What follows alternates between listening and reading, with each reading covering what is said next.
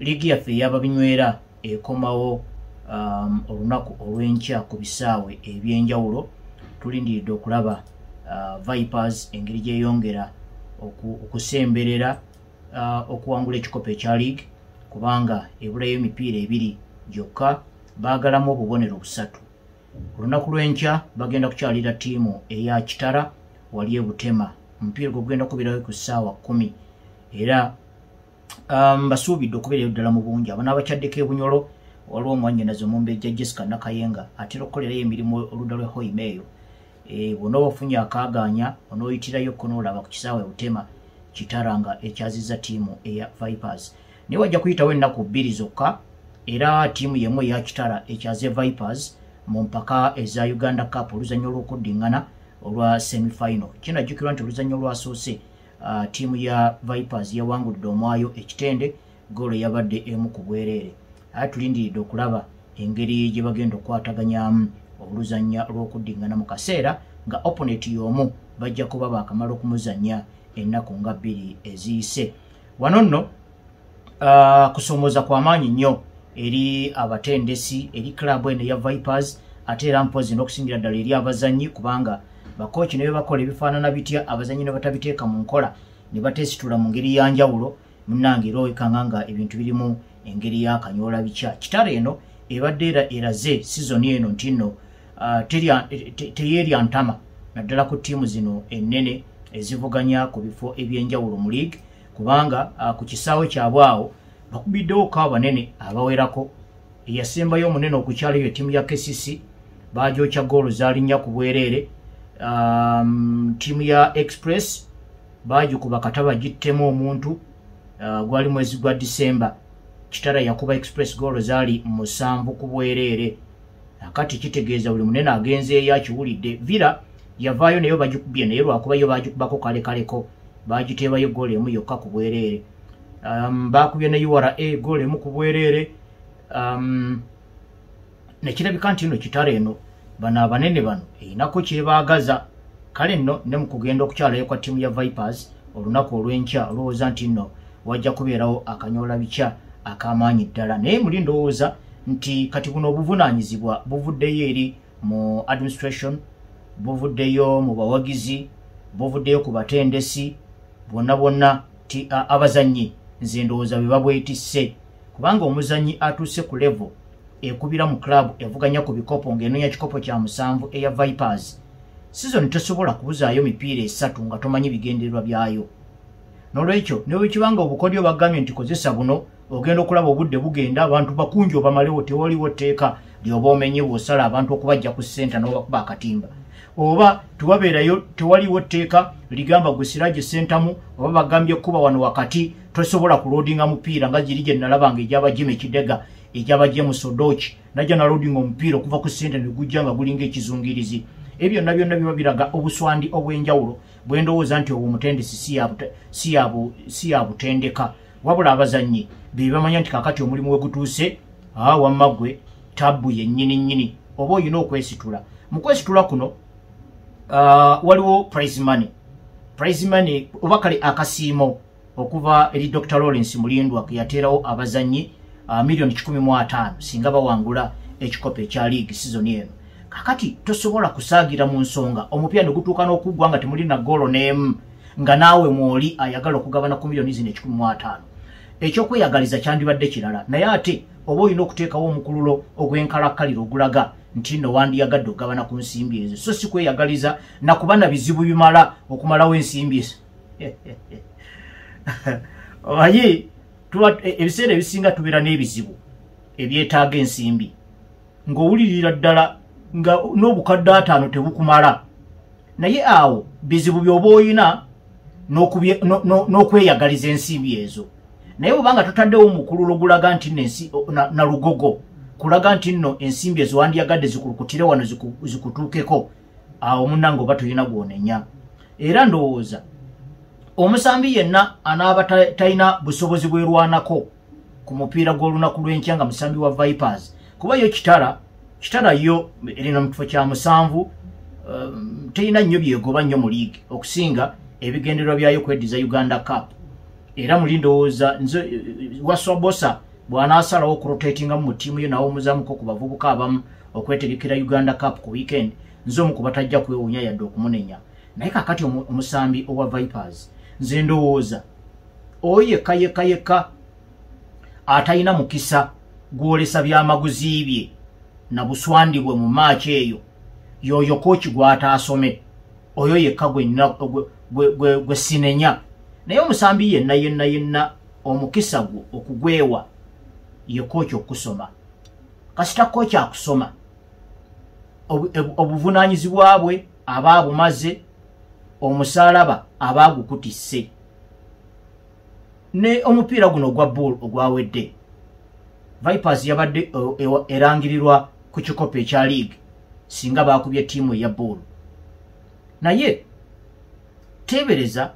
nga olaba obuvunaanyizibwa bw'olina mu season okyalina okusembyayo Bright Stars okyalina okuzanya kitara emirundi 2 mu space ya nnaku 4 nga wandiyagadde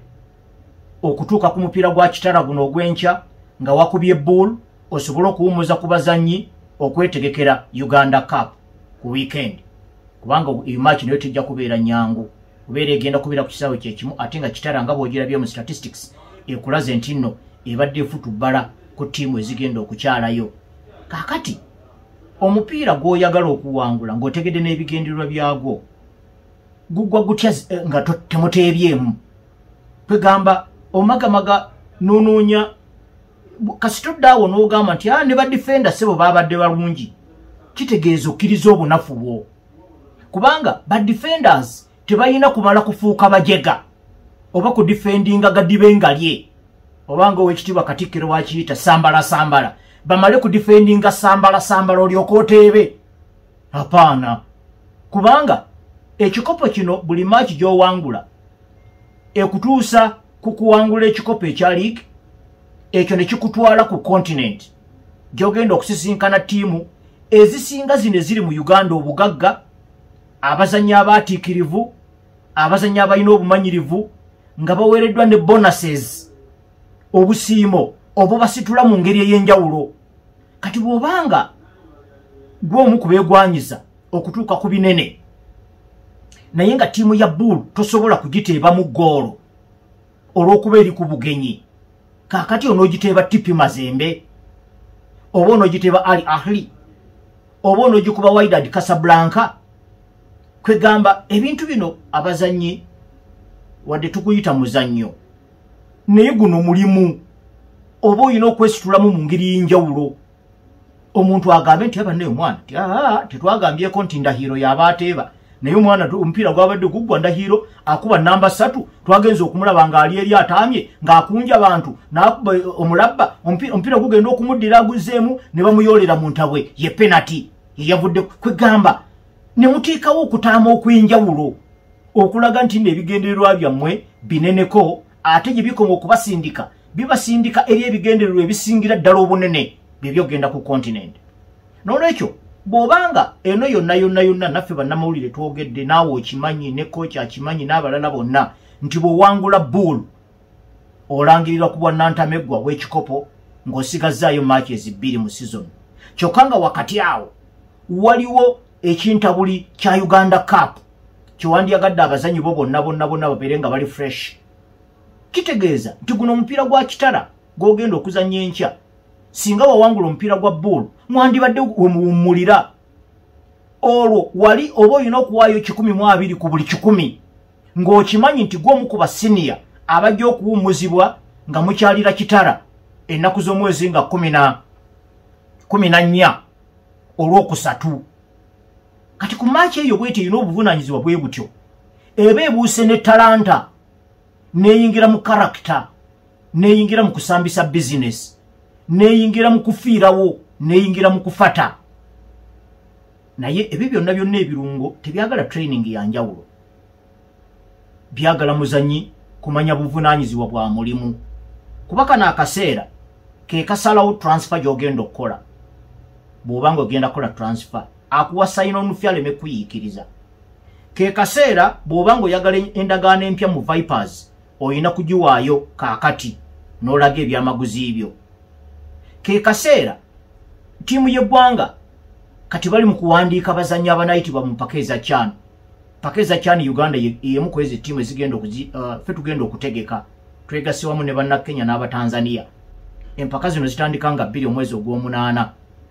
ne zimalirako ddala omwezi. Bwe kiba nga mwezi gwa munaana okimanyi bulungi liigi ya Uganda ejja kuba tennaba kutandika. Liigi eyinza okutandika omwezi gw'omwenda eyo wakati kabe kasinge mu gwa 10. Kitegeeza nti obujulizi bw'oyolesezza mu eno season bwe bugenda okukweyimirira okuyitibwa oba obutayitibwa ku ttiimu y'eggwanga eyo. Bw'oba ng'oyagala kukola transfer ebweru wa Uganda oyina kukuba mupiira gwa business mu gino emipiira egisembayo ne muwangula ekikopo olwo n'oteekawo obujulizi obukugwanyiza Vipers ekuteeke ku lukalala olwabo abanaagisambira mu mpaka eza CAF eza klabu empanguzi. Olwo ne bwe munaabanga temukubira mupiira mungi kiri awo wano Vipers ojja kuba ogiwadde akatego ketasobola kubuuka nga baweereza olukalala lw'abazannyi abagenda zisambira mu mpaka eza CAF eza klabu empanguzi. Olwo bw'obatega akalipaako ng'ogamba katulinde opponent yaddako. Opponent yaddaka oluusi ajja kubeera Elimerick. Elimerick tagenda kunoonyerezaako ng'akapiira keevedde olye ne wammwe ejjimbo weetuulidde oba oli awo nga bakubira akasimu nga bagamba munnaffe okubawa nti mugeze mu mpa ekyoto munandaba nga wano babala goolo z'oteebye mu sizoni nga tezigugwanyiza kyoto nga bazudde nti nno mu mipiira egibadde egy'enkizo mu sizoni ate mw'otateebedde goolo. Kwegamba tuleme kulowooza nti nno omukisa gwe gwokka okugenda okweyimirira okukola ebintu newankubadde ng'omukisa gubeeramu naye oyina okuyimirira mu kkubo ery'omukisa. Mu kuyimirira mu kkubo ery'omukisa kwe kuteekawo embeera ekugwanyiza n'omutendesi yennyini atuuka okusoma nti gw'omu kubatandika mu line-up ku match ennene bwetyo mu butuufu baleme kugamba nti ako yakasomye kuba kirabika kakoddomike nga naawe otaddewo obujulizi. So yembeera eyo ttiimu ya Vipers kwegenda okukyalira ttiimu ya Kitara omupiira ogwo gwa lunaku lwa nkya essaawa 10. Naye wajja kubeera n'emipiira emirala nga ttiimu ya KCCA okukyaza ttiimu ya Lugazi. KCCA ina points 44 bali mu kifo kya 5. Sizoni yabatandikira bulungi ensonga lwaki bakyusa n'omutendesi Coach Abdallah Mubiru ne bamunaabira maaso kati Coach Jackson Magera yagezaako okubavuga mu kino ekitundu ekisembayo naye ejjukira abakyavuganya mu semi-final ez'ekikopo ekya Uganda Cup balina omukisa munene okuyitawo genda mu finaali. Mu mbeera y'emu wagenda kubeera n'omupiira ogwa Bull ng'ekyaza ttiimu ya Maroons. Bull yasazeewo okuzannya kakifiiriza yabadde yakagukuba ttiimu awo eya NEC era naye ekangaza ku kikopo kati ate era nejja negukuba ne ttiimu eya Vipers. Akati bo bali awo bakuba kakifiiriza kaabwe naye nga bo omutindo gwabwe naddala second round gubadde mulungi kubanga oluvannyuma lw'okuba URA balumba ne kitalo omwayo ne bagijjako akabonero. Actually bagikubirayo omupiira ne bagenda bakuba kitalo goolo zaali 3-1. Abasajja abo aba Bulls bagenda okukyala ebutema. Actually bakuba URA Homandawe okumanya balabise bulungi abasajja bano aba Bull. Mwabaddemu eno Lugazi nayo baagala gikuba kya Homandawe kuba mu luzannya olwasooka babalumba wali na Jembe ne bakuba goolo zaali 2-1 ate nabo baneiba bakuba ne Express 2 ku bwereere. Bakuba ne Kitala Homandawe kuba mu Kitala lwe yabakyalira bagikuba goolo emu ku bwereere. Bakuba ne Villa goolo emu ku bwereere. Bakuba ne KCC ewa ne Lugogo goolo 2-1. Kale kwegamba Bull ebadde yefudde ebbereege naddala mu second round eno n'olwekyo nabo balinayo omupiira newankubadde nga tebalina kye bawadaawadako n'emipiira egisigaddeyo obubonero basigaze okuŋŋaanya tebo bajja mu kifo kya 3 kubateeka mu kya 2 era ne URA eri mu kifo ekyokuna obubonero bubasobola okuŋŋaanya mipiira egisigaddeyo 2 tebusobola kubayamba kusiguukulula Bull mu kifo kya 3 naye bagezezzaako okufungiza season bagezeeko okugimalako on a high newankubadde nga n'omutendesi waabwe mukulu Abe Kikomeko naye bamukaliga oluvannyuma lw'okusiibuka empisa omupiira gwe bagenda ne bazannya ttiimu ya Kitara mu mpaka ziri eza Uganda Cup. Kale naabo nabo bagenda kuzannya olunaku olw'enkya. Kati olwo ku lunaku olwokuna Police FC ezannya UPDF eno ddabi yabamukwata mundu eyo nayo omupiira gwe gujja kubeerayo gumu gwokka wali e Kavumba. Olwo ku Friday Mbarara City ekyaze Express nayo terina bigendererwa biri awo mu sizoni eno, tekyaze mu kibinja kya wansi ate tekyavuganyiza ku kikopo naye nabo bagezaako okusemvula awo mpola nga ne Mbarara City weyongera okwenywereza mu kibinja ky'abanywera kubanga we bali mu butuufu Wakiso Giants tesobola basikayo. Kitegeeza Wakiso Giants ne Bright Stars ne Mbale Heroes bo bazzeeyo dda mu kibinja kya wansi balinze season ejja mu Big League okulaba engeri gye bagenda okweyisamu. Kwayo Mbarara City bwebange erina obubonero 29 mu kifo ekye13 nga Wakiso Giants eringa ebasemberedde bagisinga obubonero 9 mulamba ate ng'esigadde emipiira 2 mwosobola okuŋŋaanya obubonero 6 bwokka. Kitegeeza Mbarara City nayo eri safe ejja kuba Premier League Football season ejja. Sports Club Villa ekyaze ttiimu ya NEC ekyagezaako okukangaza okulengera Vipers weezibiririzaamuko gugenda kubeera ewankuluko kugujja kuwooma nnyo ku Friday. Tulabe Bright Stars abaddayo edda mu kibinja kya wansi nga bakyaza Mbale Heroes bano bombi tebalinaako bigendererwa biri awo. URA yegenda okumaliriza ng'ezannya Wakiso Giants ku lunaku olw'omukaaga bwetyo match day 28 naye bwetyo ejja okubeera. Emipiira gyaffe gy'ebika eby'Abaganda gikyagenda mu maaso. Ffe abalina ku ttiimu ez'amaanyi ezatuuse ku round 32 tuzannya oluzannya lwaffe olusooka olwaleero. Wakyaliwo emipiira egikyagenda mu maaso. Muganda nga Issa Bati ayambadde Kimbugwe ajja kumpeereza engeri gye ginaaba giweddemu naye nga olwaleero ngeri bwe nategeezezza olunaku lwajjo ku kisaawe kya Kawanda SS ekya Kibuli SS n'ekya Wakisha kwoteeka n'ekya Lubiri SS byonna bibadde bize olwaleero lunaku lulamba kuva ssaawa 4 ez'okumakya nga ebika bisiitaana okulaba abalina ayitawo okuyingira ku round 16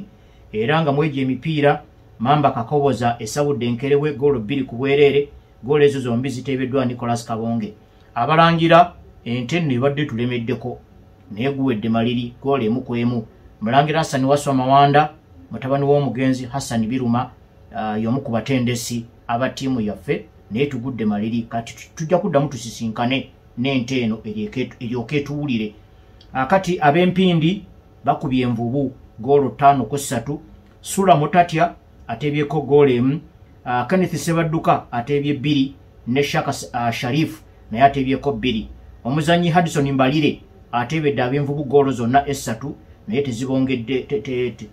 zibawadde essuubi mu luzannya lw'okuddingana oba oli awo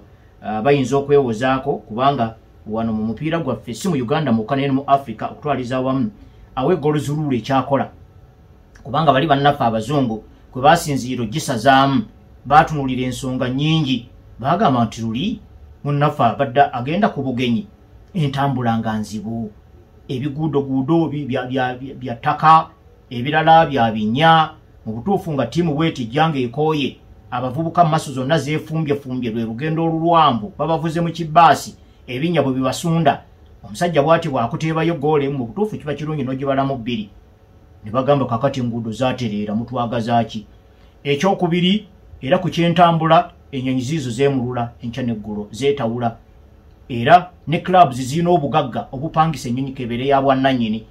n'abazannyisa kinnomu kati balina n'ennyonyi ayinza n'obagamba bano nja basangayo nga bwe munaabeera ku bodaboda nga muva wali ewaffe ejjimbo mujja ewakiso oli n'agamba nti tusisinkanayo tusisinkane awo nga kaduuka kamulangira Simbu awo Ronald.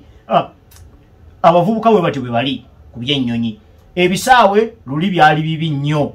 nga mubeeramu obukatakata mulimu ebinnyanya era nga waliwo n'ebisaawe ebimu okuli goolo ze bayita zinnaalongo. Bweyo goolo ffe tugiteebamu nnyo nnaalongo kaakati ebisaawe byonna biri level oli ajja waakusanga wonna kkubirawo omupiira kubanga ebisaawe biyina international standards kwe biyina okufaanaganira. Nekiba nekituuka ku kyokkowa kw'abazannyi ekyo nakyo tekikyakola kubanga luli abazannyi baakoowanga olusi fixture ng'efuluma kikeerezi kati fixture yali professionalized fixture ogimanyirawo kasita obululu bufuluma pa nga fixture omanya nnaku z'omwezi bweziti ne bweziti mujja kuzannya gundi mu kifo gundi clubs zagaggawala zisobola n'okupangisa ku woteeri mu bitundu gye zigenda okusambira kati ebyo byonna bagenda okubibikulamu nga bagaka kati ono gwe twongezaamu okubisaamu mu goolo emu tuba tumwebaza ki kubanga ebintu byonna byatereera dda fix kyemanyikibwawo ate tekyukakyuka teriimu bino nti ate gundi yafiiriddwa omusambi manyi clubs ezimu zakikolanga eno mu nsi ezitannabakula oli ne babika omusambi nti yafudde oba nti yafiiriddwa kazi babadde tebeetegese bulungi nga waliwo omusambi omu ow'erinnya gwe balowooza nti nno taliiwo oba ayina buvune oba yafunyemu ebimuwugula kubanga ebiseera ebyo biri ebyemabega tewaliwo professional football nti omuntu akeera ku makya n'azuukuka ng'alowooza kusamba mupiira ng'omulimu si bwe bito bwe byali oli primary school teacher bw'amala okunja abantu bw'amala okusomesa n'alyoka ajja oluusi ajja na kikeerezi training eneetera kuggwa ng'akubamu awo ate ye musambi empagi luwaga mu ttiimu ng'ajja amala gayingira kisaawe naye kaakati abasambi bakeera ku makya nga balowooza mupiira okumala omwaka gwafuuka mulimu n'omusimbi mungi akati bakubuuza gwe munnaffe bwe guba guno gwe mulimu gwo lwaki ate tukuwaana ne tukwongeza ebyo biba bikola eno ewaffe kubanga era abazannyi obalaba babeera n'obulimulimu bwabwe bali ensasula si eyo yennyininyini ey'omuzinzi ate nga n'ensasula ensimbi tezijjira mu biseera abalala ne babanja emyezi 4 myezi 5 nga bw'omanyi emisaala gya Afulika oba kale egya Uganda kati nno ku mbeera eyo bali bannaffe ekintu ekyo bakisazaamu ne bagamba bino byonna tebikyakola naye no mu Africa bikyakola era ne mu mpaka zino eza CAF Champions League ne CAF Confederations Cup awe Golo Zulu ekolera ddala bulungi olw'ebisaanyizo ebyo kuba nti no tunaba kubituukiriza n'olwekyo kino kibadde kitambulira ku mpindi goolo zeekubye envubu goolo 3 ku bwereere goolo za Hudson Mbalire zateebedde ab'envubu tomala gazikuutiza nti tezirina mugaso ziyinza okubeeyimirira nga bakyadde kakati abakasimba bakubye enjobe goolo 5 ku bwereere Walukaga Chris Hunter ateebyeko 2 ne Kiyemba Elias ateebyeko 2 Buyondo Lineka ateebyeko 1 ab'Enseenene bakubye ab'Eddirembwa goolo 1 ku bwereere eteebeddwa Robert Sewanyana abangaali bakubye enjaza goolo 1 ku bwereere gondi omuzibizi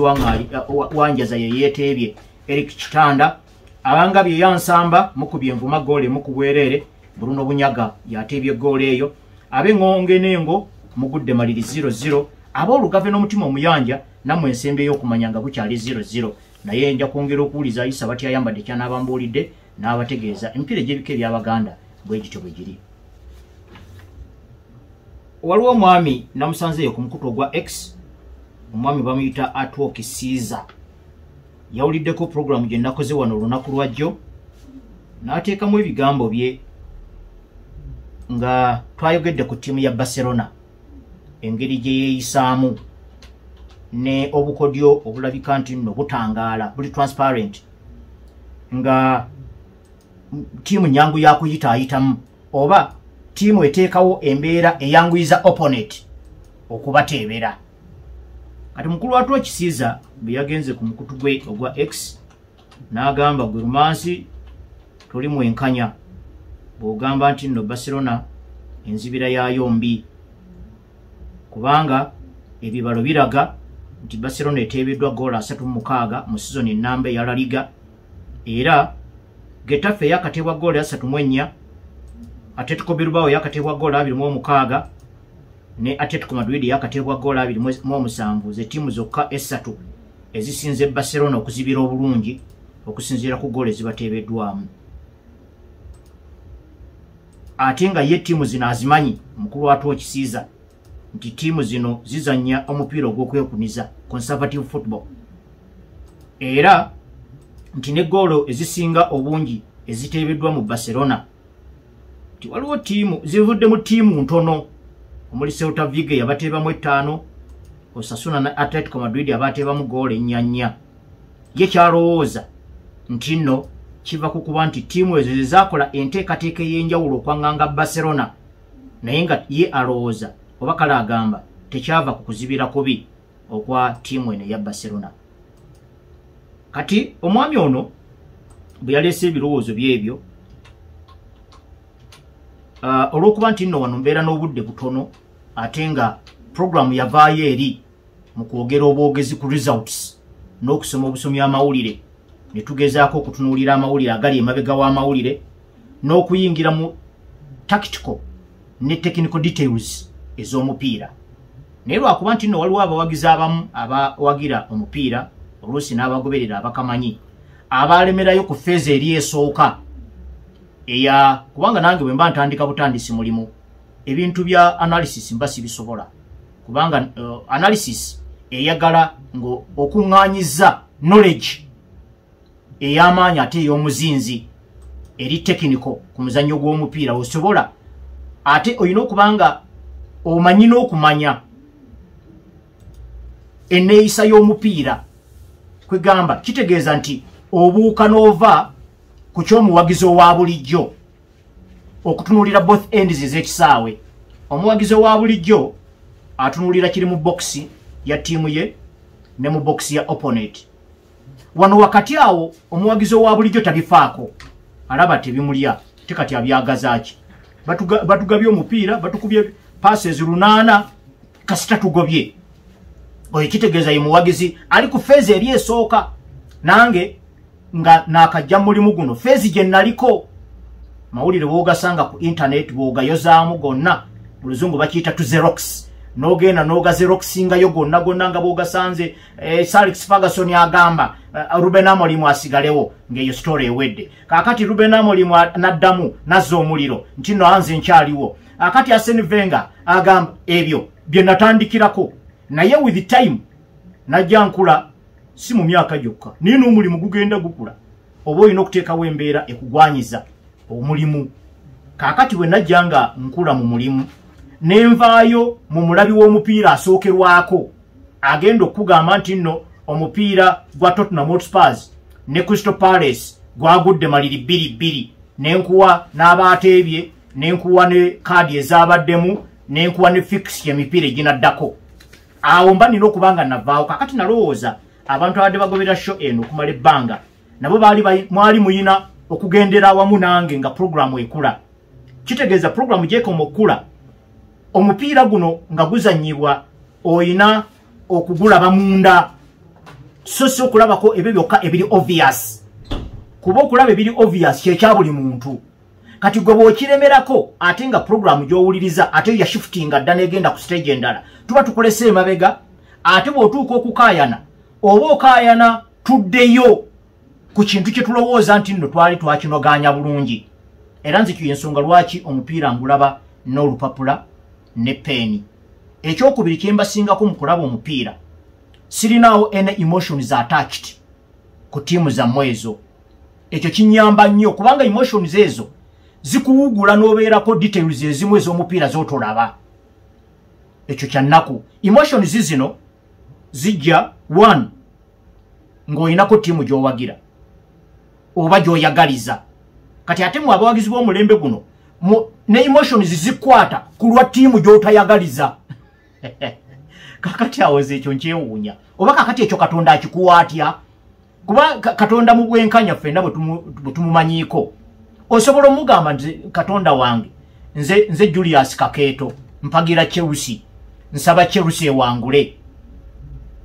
Awo Katonda asobola okuwulira. Kati ate tasobola kuvaayo n'ogamba ku match eddako nti wadde Katonda wampadde ekya Chelsea yange okuwangula naye ate nsaba Arsenal eyamugisha atanansi ereme kuwangula. Kati ebyo byonna Katonda abikuwe. So that is how biased abasinga kumu abawagizi b'omupiira naddala b'omulembe guno gwa Europe bwe mutyo bwe muli. Oli atuula mu kibanda ng'ekimuleese butayagaliza ttiimu kuwangula nga ttiimu y'oli awulira tayagala iwangule. Kati ekyo Katonda bw'abikula mu fayiro ye gw'oyagala akikuteerewa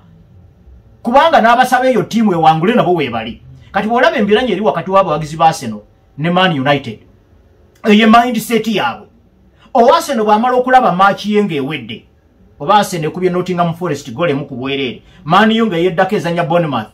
Arsenal asigalamu mu kibanda ng'ekimusigazaamu kulaba Man U bw'esuula era ng'ayagalira ddala esuule. Oluusi nzirawo ne neebuuza nga bano abantu bano ba mupiira oba kyajja kiwendo buwende ngeri yajanga outing manya abazungu engeri gye baletamu ekintu kyabwe bakiteekamu akajanja nefuuka outing kwegamba ne mujjamu n'abantu abatali ba mupiira kuba ekyo ngezaako kukigattagatta mu ntegeera yange entono sikiraba we kiva kati nze mpagira Brazil yange ekubye omuntu omupiira kati ate nga nsigalamu mu kibanda nga ngamba ne Bufalansa eyo kakati ekinsigazaamu kulaba Bufalansa njagala esuule kakati Bufalansa nze njagaza ki nze njagaza Brazil era Brazil we wangula mupiira gwayo ne bwe mbanga nzizaako Bufalansa era nja kusaba Katonda nkube Bufalansa eyo kati ate nze mba njagaliza ki Bufalansa eri gye yisenti nayo bagikubireyo oba ekyo kiva mu muntu nga wa mutima bubi naturally simanyi naye ebyo byonna byakulabirako bye neetoolooza ku emotions nti nno muli mind zammwe ziri crowded ne emotions oluusi weekanga technical ne tactical details eza match nga tozirabye kubanga olaba match ya tiimu yo gyoyagala ewangule ate n'olinda n'olaba ne match eya tiimu gy'otayagaliza ewangule ezo na emotions zeetooloola amaaso go oba oli awo n'omwoyo gwe ogusengejja kaakati mu mbeera y'emu abamu mubeetinga emipiira gino ekyo nakyo kireeta emotions kubanga eba efuuse business kaakati nze ali soba mu bawagizi b'omupiira nga ngulimu nga omukozi kyenva ntunuulira technical ne tactical details olw'okuba nti nno ziba nnyingi oluusi ezimu ziba na cryptic yensonga lwaki mbeera ne peeni yange ne notebook ne mpandiika details ezo kati bwe nzireeta mpulikikanga eyalabye maaki ey'enjawulo ku yammwe naye nga twalabye maaki y'emu naye olw'okuba ezo details oluusi gw'olina ensonga zo lwaki tewazirabye nze kati ng'omupakasi nino ziraba on your behalf akati nga mmaze okuwa background eyo nti amaaso ge tulabisa omupiira ga njawulo era n'ekituyingiza mu kibanda bintu bibiri bya njawulo gwe oyingirayo kuwagira oba butawagira nze nyingirayo kupakasa mba ku mulimu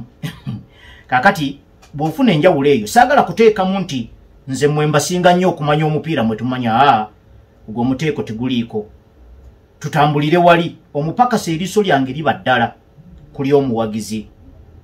kati bw'omaliriza ebyo ne kijja mu programu zenkola wano nti nzikola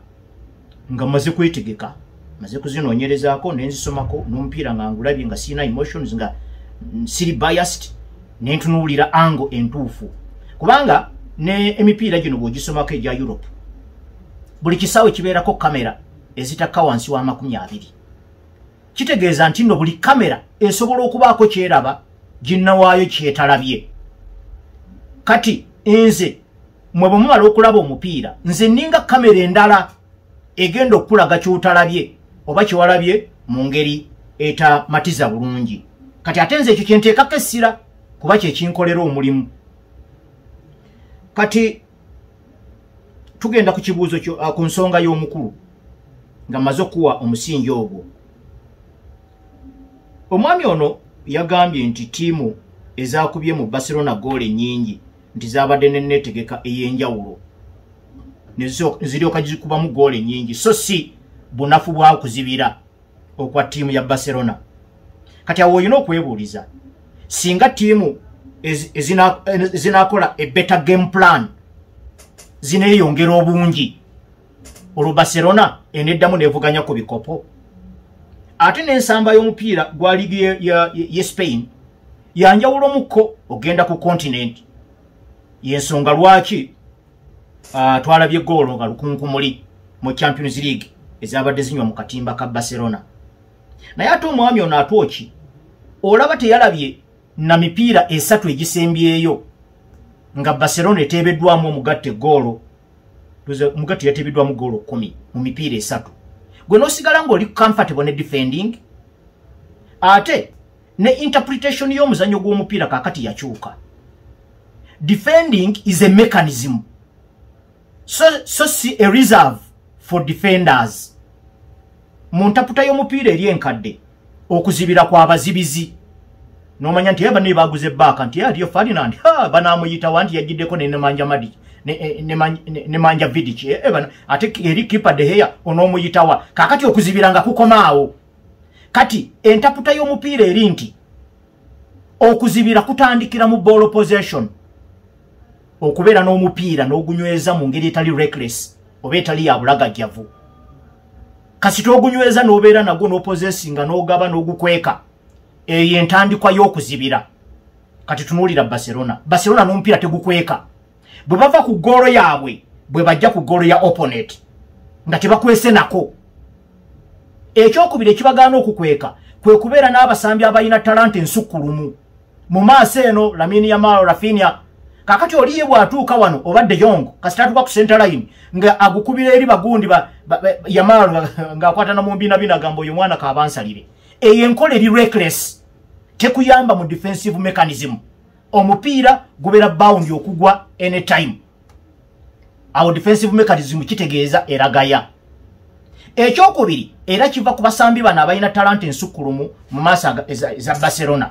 abasambi abo bw'obateerayo omupiira ate ng'okimanyi tebeetaaga buyambi bagenda kukunja bali kitegeeza nawe togenda gattako gye mukoma okuyimirira entalaga mu Luganda olutuufu mu Luzungu kulekamu spaces gye mukoma okuleka ebibangirizi musambi ku musambi department ku department gyokoma okubeera omwangu ow'okuyita musinga omupiira ogwo gugwa era enyinga ey'okusatu ku basambi bano abalina talanta ensukkulumu bwe basuula tebagoba kati awo defensive mechanism yonna ogiraba bweyimiridde mechanism yonna so nga kyandibadde nti nno omupiira olugwa pa Lamine Yamal basooka okupressinga omupiira ogwo guleme kukola ki opponent aleme kuprogressinga mupiira kuva mu hafu ye kujja mu hafu yo Yamal beewumulira bwewumulizi wano olaba Arsenal Bukayo Saka bano abavubuka bano Desire Doué babadde batigomya wano bagondi ba Olen Timber naye Desire Doué agenda okusiba omupiira asooka kusala Bukayo Saka nga tanatuuka ku Olen Timber naye wali olabyeko Lamine Yamal ng'akomyewo okutaasa namba 2 we